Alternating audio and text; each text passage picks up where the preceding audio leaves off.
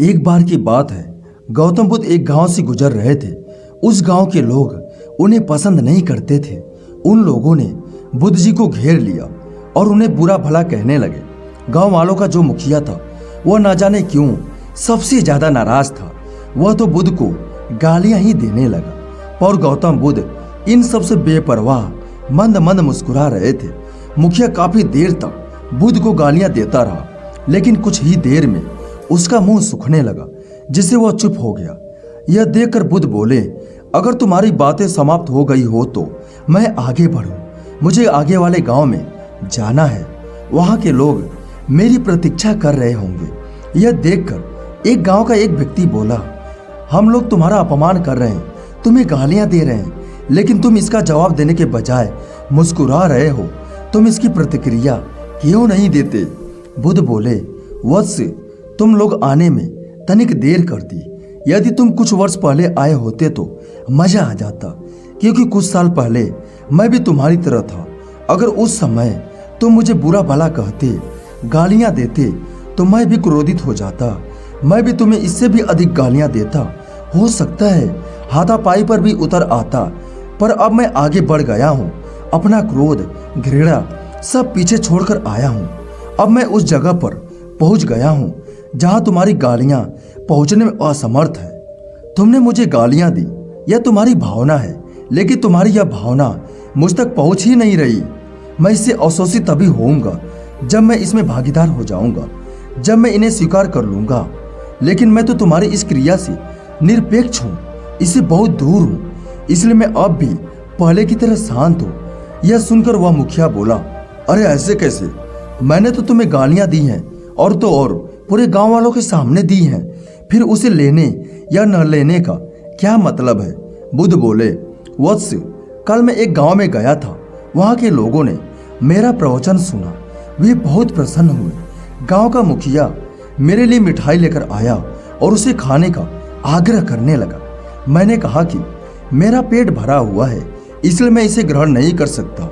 यह सुनकर वह व्यक्ति मिठाई वापस लेकर चला गया, क्योंकि जब तक मैं कोई चीज लूंगा ही नहीं तो मुझे कैसे कोई दे पाएगा? इसमें तो मेरी सहमति आवश्यक है ना? हाँ, ये तो है।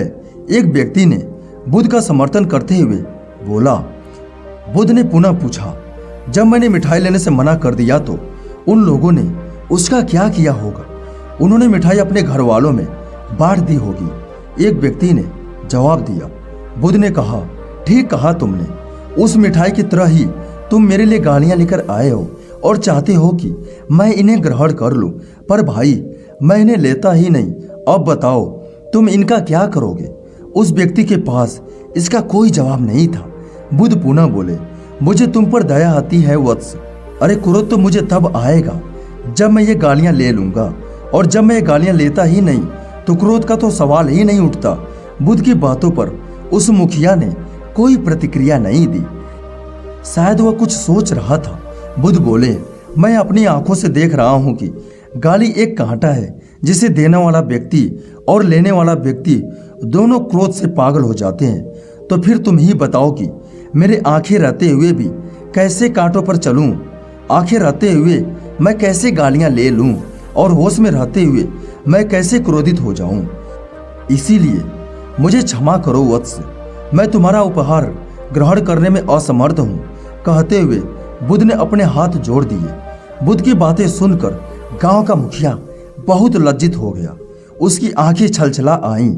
उसने कुछ कहना चाहा, पर उसके होठों ने जवाब दे दिया, और जब उससे रहा नहीं गया तो वह बुद्ध के चरणों में गिर पड़ा और कहने लगा, मुझे क्षमा करें महाराज, ये मैंने क्या कर दिया?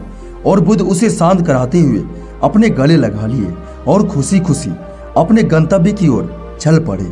दोस्तों, हमें से ज्यादातर लोग यही समझते हैं कि हमारे दुखों का कारण कोई दूसरा व्यक्ति है, और जब हम ऐसा मानते हैं तो हम अपने स्व नियंत्रण की कमी को और अक्षमता को अनदेखा कर रहे होते हैं।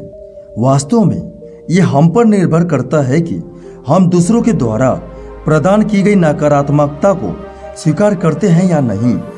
अगर हम नकारात्मकता को स्वीकार करते हैं तो हम अपने पैरों पर कुल्हाड़ी मारते हैं, और जब हम उसे अस्वीकार कर देते हैं तो घृणा, क्रोध, हिंसा हर किसी से मुक्त हो जाते हैं। दोस्तों, यदि किसी ने आपके बारे में एक बार भी अशब्द बोला हो तो आप अपने आप से यह पूछ सकते हैं कि वह ऐसा क्यों कर रहा है, और हो सकता है कि आप उसे इस बात के लिए मन ही मन कोसे भी।